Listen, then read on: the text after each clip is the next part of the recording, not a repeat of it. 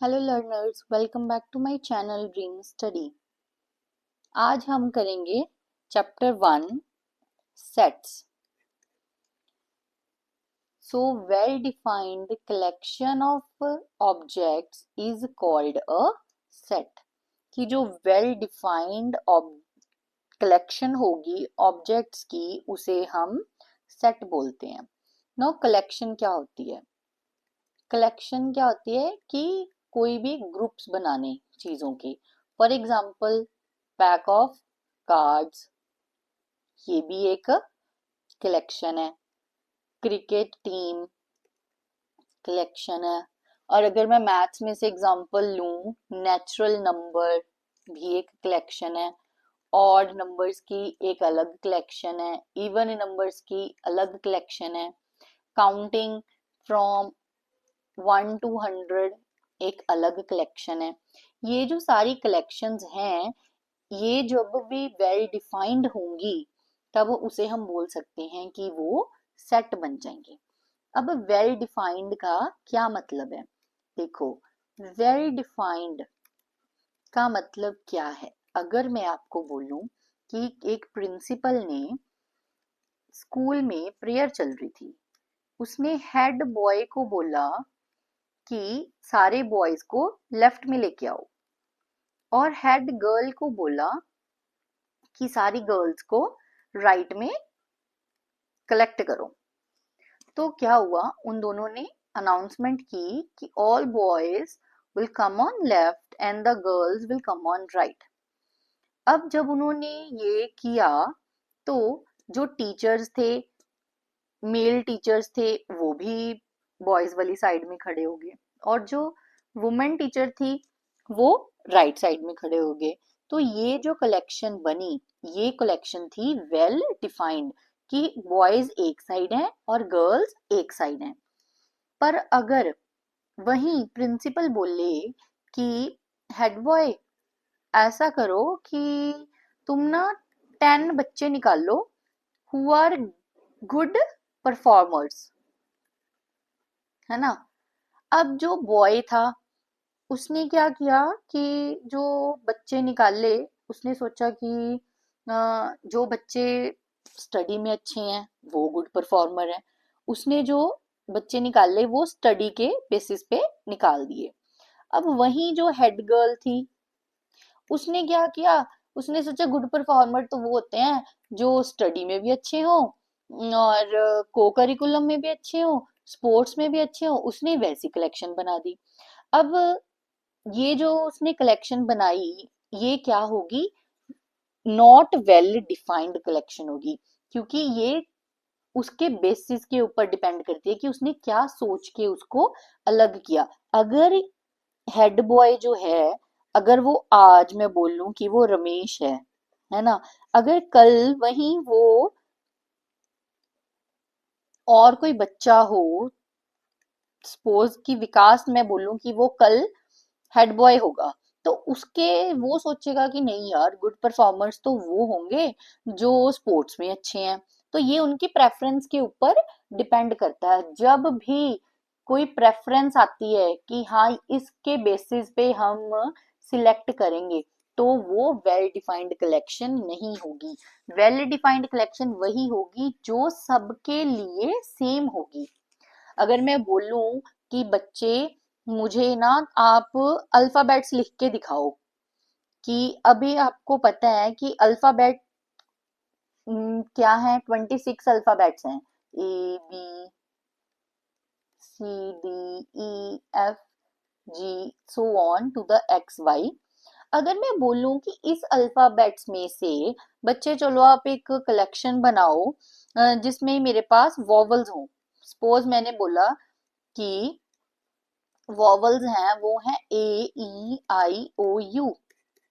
अब ये जो कलेक्शन बनी, अब चाहे ये 5 बच्चे लिखें, चाहे ये 10 बच्चे लिखे, चाहे 100 लिखे या 1000 लिखे, ये जो बच्चे लिखेंगे वो सब इसका आंसर यही लिखेंगे।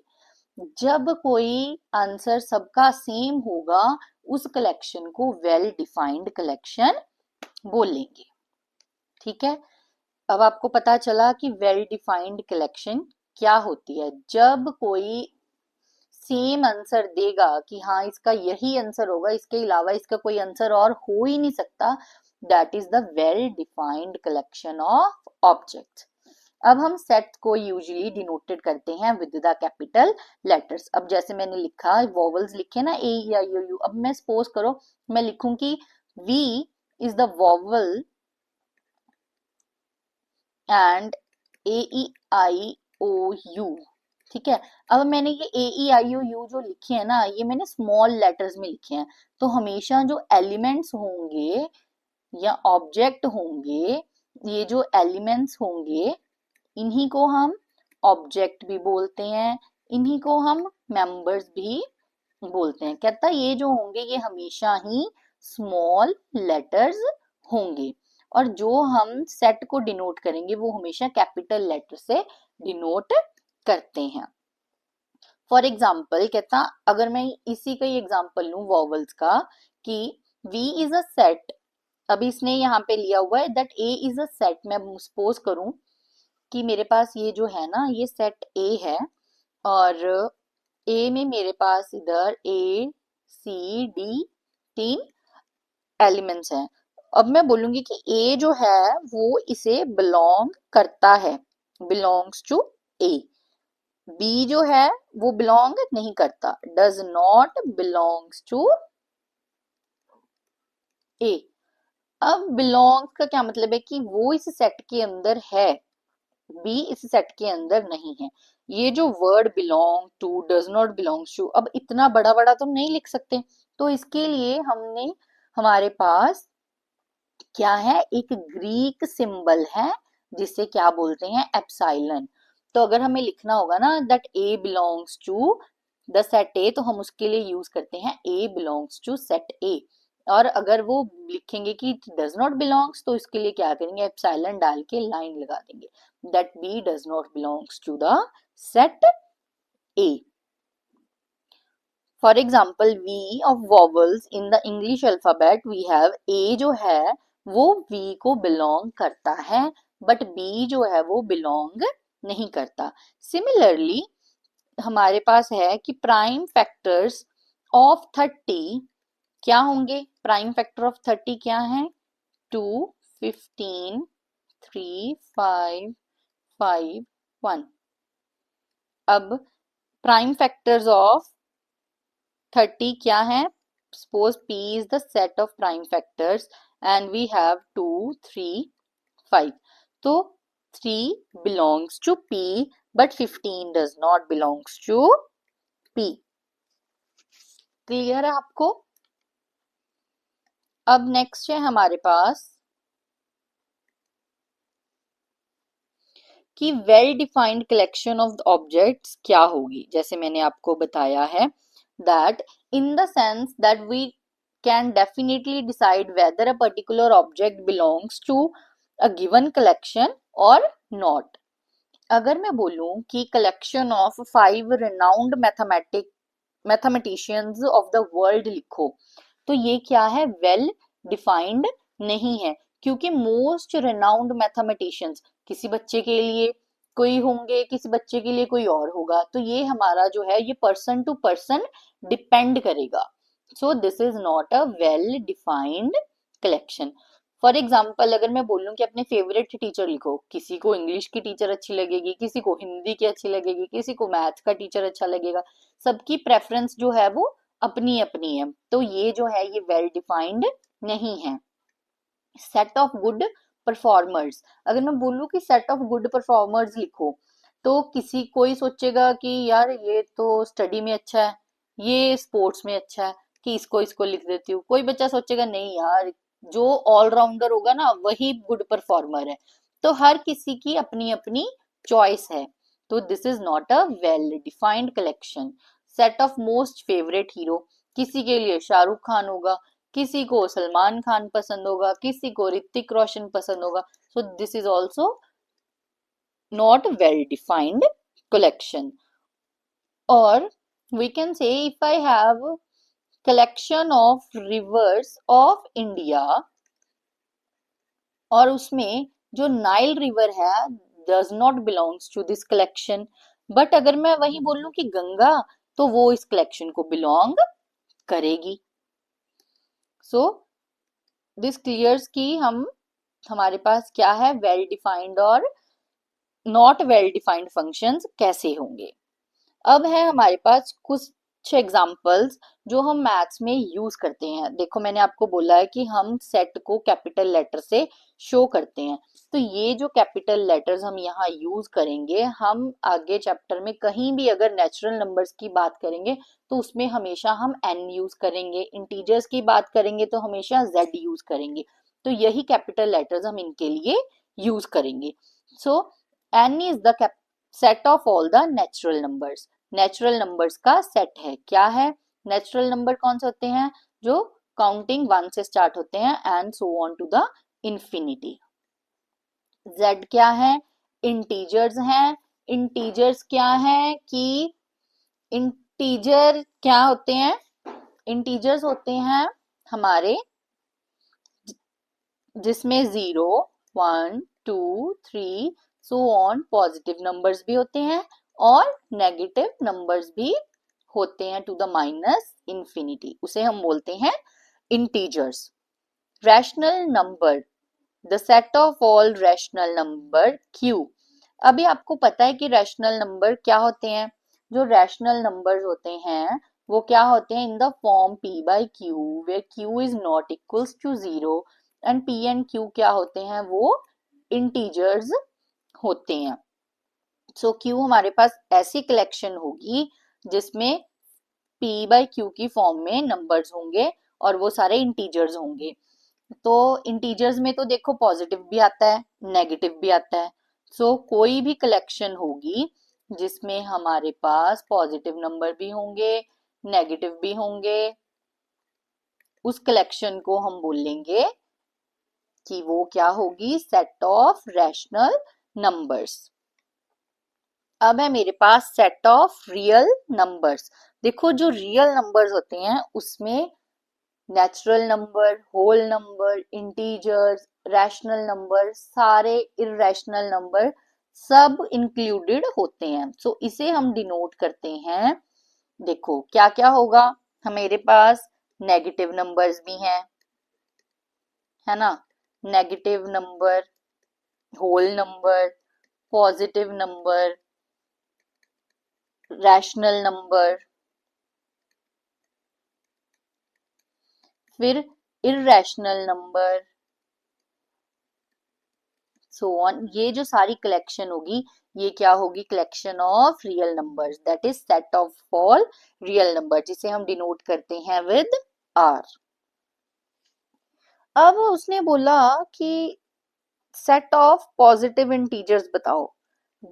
पॉजिटिव जब भी हम बात करेंगे पॉजिटिव इंटीजर्स की या नेगेटिव इंटीजर्स की, उसके लिए हम क्या साइन यूज करते हैं? जेड पॉजिटिव या जेड नेगेटिव। ये क्या बताते हैं हमें? कि वो नंबर्स जो पॉजिटिव होंगे 1, 2, 3 so on to the infinity, ये क्या होंगे? Positive, set of positive integers. Similarly अगर मैं बोलूं कि सेट ऑफ नेगेटिव इंटीजर्स लिखो, तो वो क्या होगी? जिसमें नेगेटिव नंबर्स लिखे होंगे। Similarly for the positive rational numbers and for the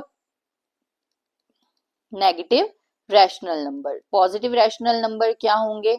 जिसमें सिर्फ पॉजिटिव नंबर्स ही ऐड होंगे।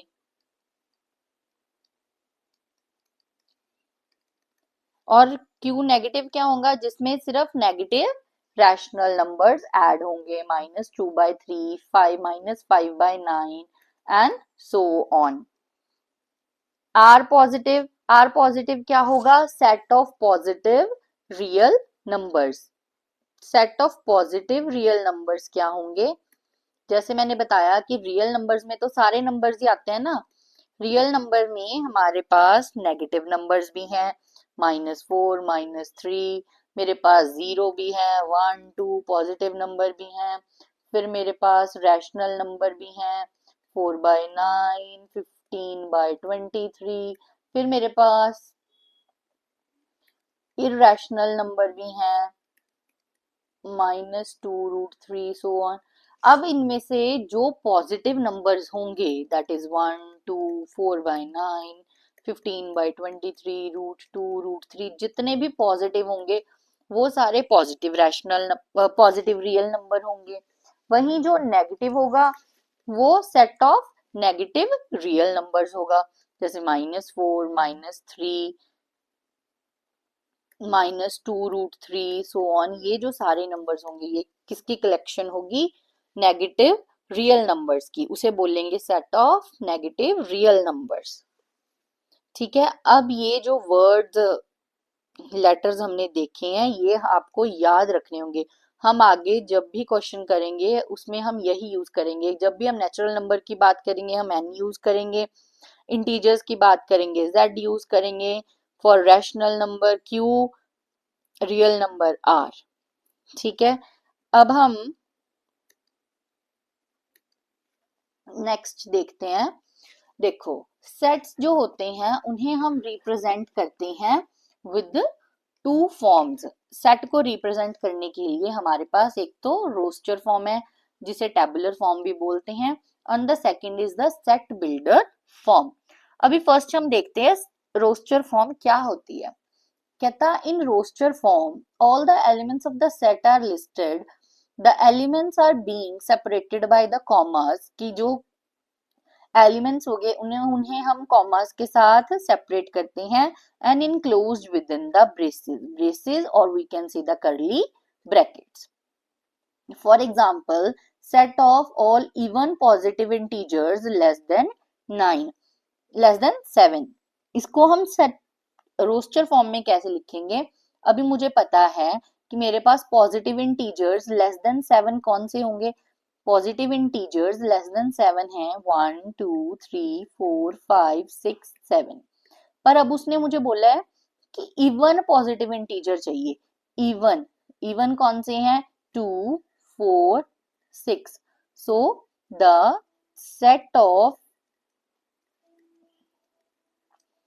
all the even positive integers less than 7 is this 2 4 6. Let's do some other examples कि roster form में कैसे लिखते हैं। The set of all the natural numbers which divide 42। अब 42 को डिवाइड करने वाले जितने भी नेचुरल नंबर हैं उन्हें हम लिख देते हैं। 1 2 3 6 7 14 21 42। ये जो सारे नंबर हैं ये 42 को डिवाइड करते हैं। ठीक है, अब देखो, अब हमारे पास किसी भी सेट में ऑर्डर जो है वो मैटर नहीं करता।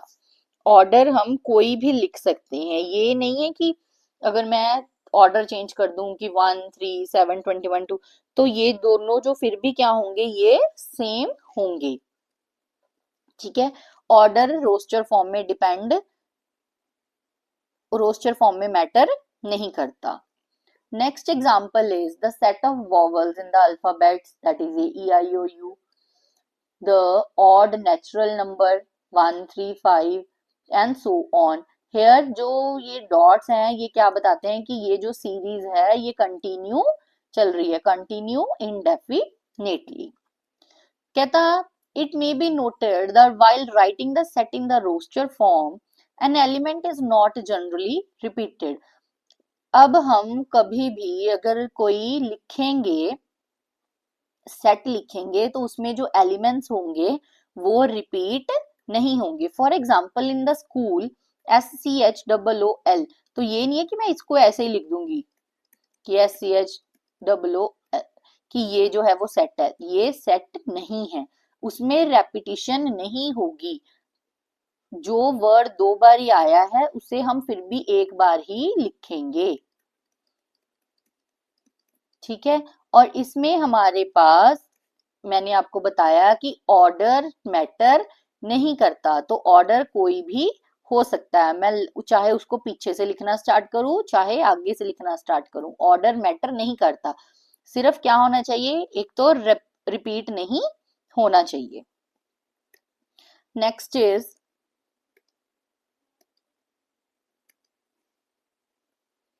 Set builder form.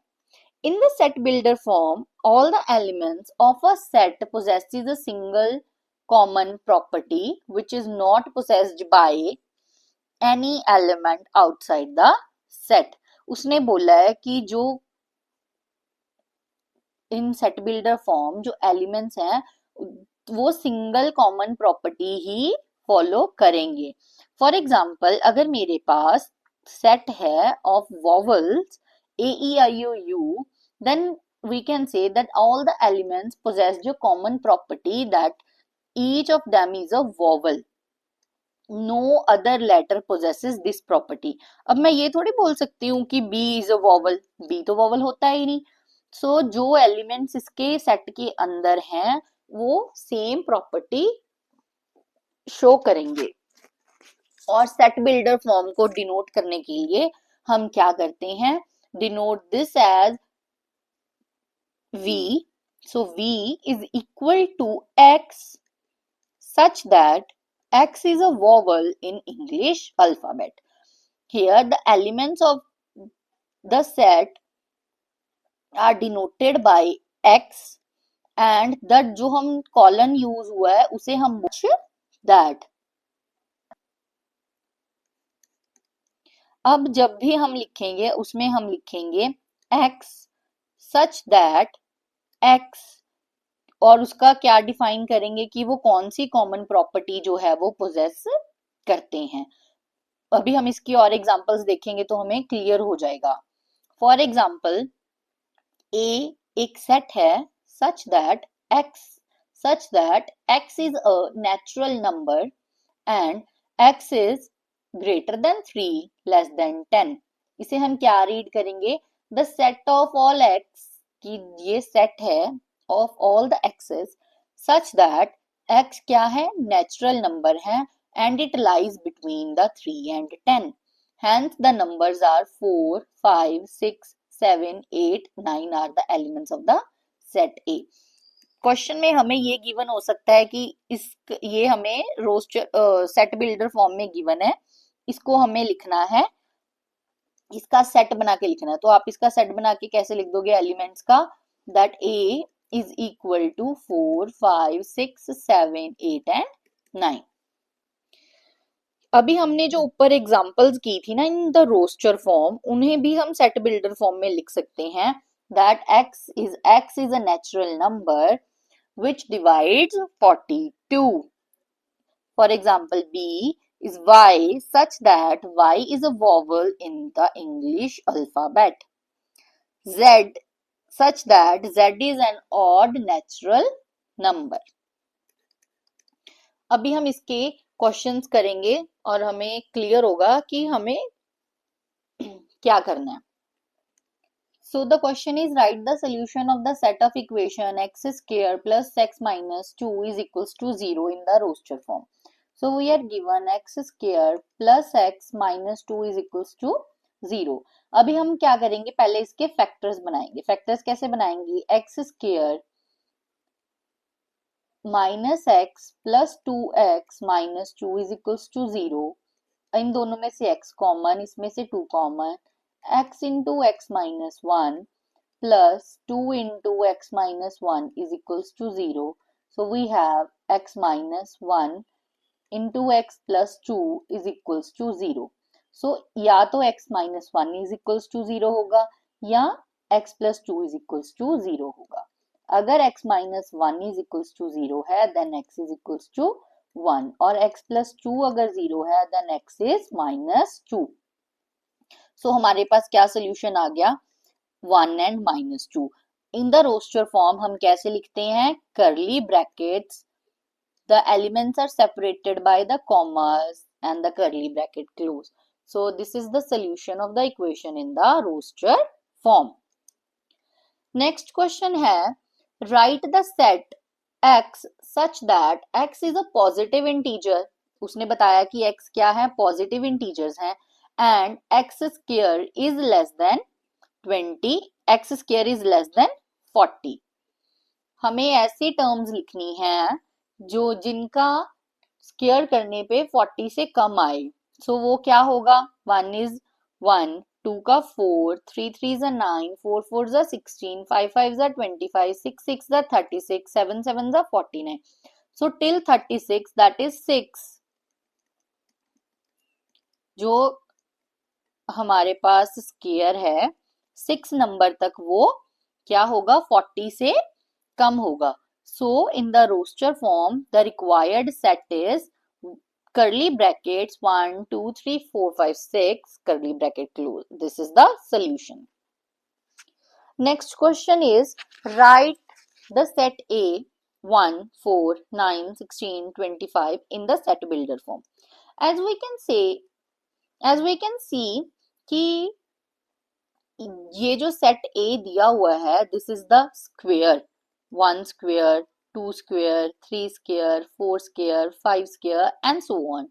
So we can write it as A is equals to X such that X is the square of natural numbers. या तो हम इसे ऐसे लिख सकते हैं या फिर हम इसे लिख सकते हैं that A is X such that X is n square where n belongs to the natural numbers.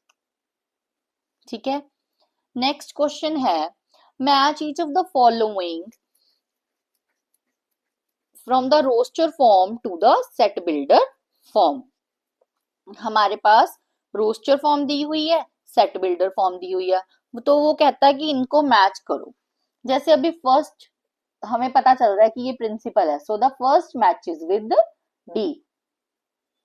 पर इसमें देखो जो P है और I है वो क्या है रिपीट हो रहे हैं तो हम इन दोनों में से 1 लिखेंगे इस I में से भी 2 में से 1 लिखेंगे. Next is 0. 0 देखो क्या है 0 मैचेस विद C.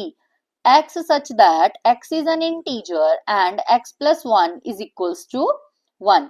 उसने बोला कि X कोई इंटीजर है और X plus 1 जो हमें 1 देगा. हमें पता है इंटीजर्स क्या होते हैं. इंटीजर्स होते हैं -1 से -इंफिनिटी से positive to the plus infinity. तो इसमें एक 0 ही ऐसा नंबर है अगर मैं उसमें 1 ऐड करूंगी तो मेरे पास 1 आएगा. So the solution of this is 0. So the C matches with 2 and this is the collection of देखो X such that X is a positive integer and is a divisor of 18. अभी कोई ऐसी collection बताओ जो positive integers की हो. ठीक है पॉजिटिव इंटीजर्स की हो और वो क्या हो डिवाइड करे 18 को. तो 18 को डिवाइड करने वाले कौन से हैं 1 2 3 6 9 and 18. So this matches with A. Here 3 and -3 is the answer of this. X such that X is an integer and X square minus 9 is equals to 0. So X square minus 9 is equals to 0 का क्या solution होगा X square is equals to 0 plus 9. X square is 9 and X is equals to root 3. और जब हम इसे is root 9 और जब हम इसे रूट से बाहर निकालेंगे we have plus minus 3. So the solution of X is -3 and +3.